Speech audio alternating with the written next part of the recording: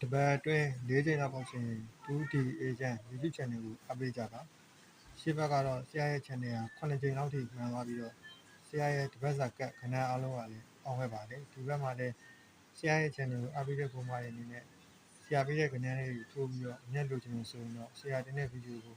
အစားဆုံးလိုက်ပြီးတော့ကြည့်သွားပေးကြပါရှေ့ဘက်မှာတော့ဆရာ၄ချိန်မကောက်ပါဘူး9ချိန်လုံးကြည့်အောင်ခဲ့ပါတယ် 2D Agent YouTube channel ဆိုရင်တော့ဖြစ်ဦးမှုကျော်ဇာတုပတ္တိယတစ်ချိန်တပတ်အတွင်းမပြောပတ္တိယတစ်ချိန်တပတ်အတွင်းမွေးကနန်းတစ်ချိန်တပတ်စာနေ့တိုင်း၄လုံးခွေရတစ်ချိန်ဆိုပြီးတော့ဆရာတပတ်အတွင်း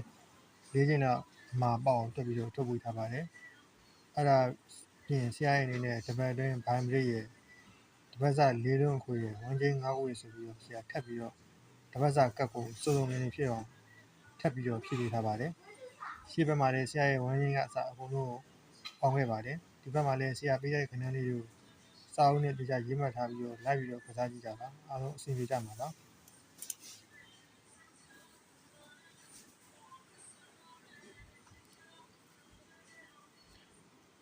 ဒီဘက်22ရက်6လ2026မှာ24ရက်6လ2026ထိဆရာရဲ့ဟုမှုကျော်ဇာတုပတ်တီးက4ပတ်တီးဖြစ်ပါတယ်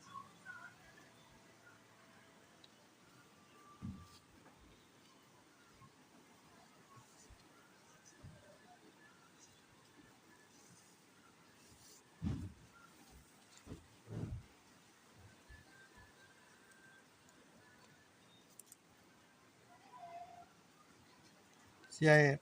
၄ပတ်တီးကတော်တော်လေးကိုကောင်းပါတယ်ဆရာရဲ့တပတ်အတွင်းမပြောပတ်တီးကိုပြောပြမယ်ဆရာရဲ့တပတ်အတွင်းမပြောပတ်တီးကတော့ဆရာတို့3ပတ်တီးဖြစ်ပါတယ်3ပတ်တီးလေးတွေတော်တော်လေးကိုကောင်းပါတယ်ဆရာတပတ်အတွင်းမွေးကနန်းကိုထပ်ပြီးတော့ပြောပြပါမယ်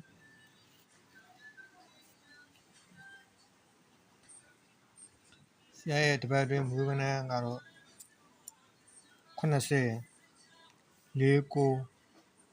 49 33 25 81 58 12 36 14 69ဖြစ်ပါတယ်ရှေ့တစ်ဘက်ကတော့ဆရာပြောပြတဲ့ဒီမွေးကနန်းထဲကနေပြီးတော့တစ်ခွက်ထွက်ပါတယ်ဆရာတစ်ပတ်အတွင်း၄လုံးအခွေကိုပြောပြပေးပါမယ်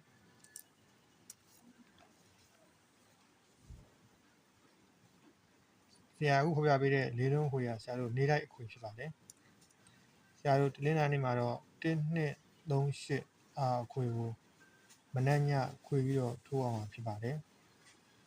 အင်္ဂါနေ့မှာတော့ဆရာတို့3496အခွေကိုမနက်ညခွေထိုးအောင်ဖြစ်ပါတယ်ဆရာတို့တလင်းလာနေ့အခွေကိုတလင်းလာမှာထိုးပြီးတော့အင်္ဂါနေ့အခွေကိုအင်္ဂါနေ့မှာထိုးကြပါတက်နိုင်မယ်ဆိုရင်တော့အခုကထည့်ပြီးတော့ထိုးကြပါအခုထည့်မထိုးဘဲနဲ့ရိုးခွေတဲ့အပေါ်မှာဆိုရင်တော့အခုထွက်သွားရင်တော့နည်းနည်းလေးတတိထားကြပါဗုဒ္ဓဦးနေ့မှာတော့3459ခွန်အခွေဖြစ်ပါတယ်စက်တာပတိနေ့မှာတော့1608အခွေဖြစ်ပါတယ်တောက်ကြနေ့မှာတော့246ခွန်အခွေဖြစ်ပါတယ်ဒီ၄လုံးအခွေလေးရတော့ဆရာတို့ကဏ္ဍနည်းနည်းနဲ့အများများထိုးခြင်းတဲ့အကူမတွေဆိုရင်တော့ဒီ၄လုံးအခွေလေးကိုလည်းထိုးလို့ရပါတယ်ဆရာတော့ဒါလေး၄လုံးအခွေလေးထိုးပါလို့အကြံပြုပါတယ်ဆရာရဲ့ channel ကဟုမှုကျော်ဇာတုပတ္တိယတစ်ချိန်တပတ်တင်မပြောပတ္တိယတစ်ချိန်တပတ်တင်မွေးကနန်းတစ်ချိန်ဆရာအခုဖော်ပြပေးတဲ့တပတ်စာနေ့တိုင်း၄လုံးအခွေရတစ်ချိန်ဆိုပြီးတော့တပတ်ကို၄ချိန်မှာပေါ့အောင်တက်ပြီးတော့ထုတ်ပေးတာဖြစ်ပါတယ်ဆရာတပတ်စာဘိုင်ဘရိတ်လေးကိုပြောပြပေးပါမယ်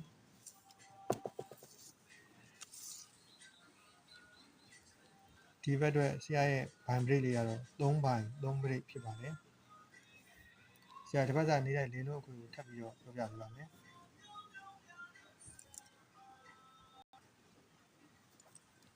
ဆရာရဲ့တပတ်စာနေ့တိုင်း၄လုံးအခွေလေးကတော့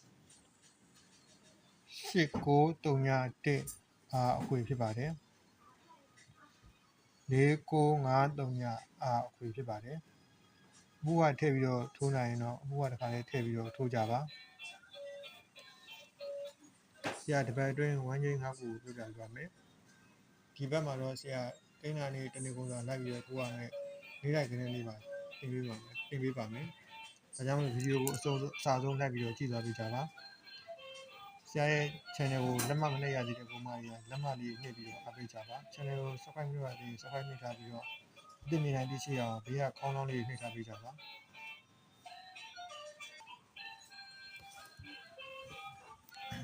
ဆရာအခုခေါ်ပြပေးမဲ့ဝမ်းချင်း9ခုဆိုတာတပတ်အတွင်းဝမ်းချင်း9ခုဆိုပြီးမဲ့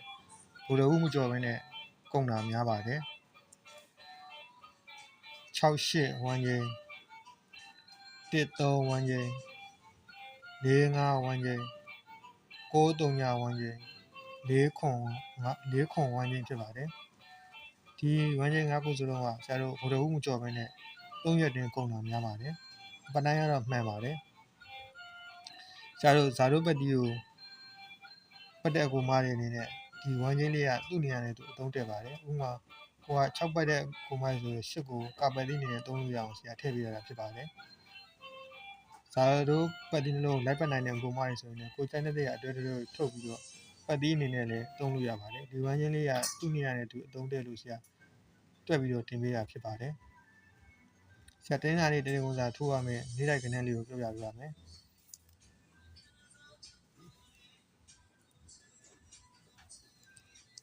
22ရက်6လ2026ခုနှစ်ဆရာတို့တင်းနာလေးတင်းကုန်းမှာဆရာ1358အာခွေကိုထုတ်ပေးထားပါတယ်1358အာခွေကိုထုတ်ပေးထားပါတယ်ဥပတက်နိုင်တော့ဥပထည့်ပြီးတော့ထိုးကြပါတော်တော်လေးကိုကောင်းပါတယ်အားပေးတဲ့ကိုမတွေအနေနဲ့ဟိုကြိုက်တယ်ဆိုရင်လည်းထိုးလို့ရပါတယ်အပူကထည့်ပြီးတော့ထိုးကြပါ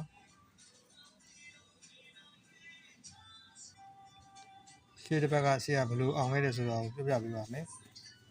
ရှေ့ဘက်ကဆရာ9ပတ်တီးထုတ်ပေးခဲ့တာဆရာတို့အင်္ဂါနေ့မှာပဲဆရာတို့အောင်ခဲ့ပါတယ်ဆရာရဲ့တပတ်တင်ပြောပတ်တီးရတယ်ဆရာတို့တောက်ကြနေမနဲ့မှာ2-4ဆိုပြီးအောင်ခဲ့ပါတယ်ဆရာရဲ့တပတ်အတွင်းမွေးကနန်း12ခွက်ကလည်းဆရာတို့3-6ကအောင်ခဲ့ပါတယ်ဒီကနန်းလေးကတော်တော်လေးကိုအစိုးရအောင်ကနန်းလေးတွေကဝဲပါတယ်တော်တော်လေးကိုဝဲပါတယ်နောက်ပိုင်းမှာကနန်းပြောင်းသွားတာဖြစ်တဲ့အတွက်တောက်ကြနေမနဲ့မှာ3-6ဆိုပြီးအောင်ခဲ့ပါတယ်ဆရာရဲ့တပတ်အတွင်းဘိုင်ပလေးကလည်းအောင်ခဲ့ပါတယ်ဆရာရဲ့တပတ်စာနေတိုင်း၄လုံးအခွေလေးရတယ်ဆရာတို့တင်းရနေမနဲ့မှာ8နှစ်ကအောင်ခဲ့ပါတယ်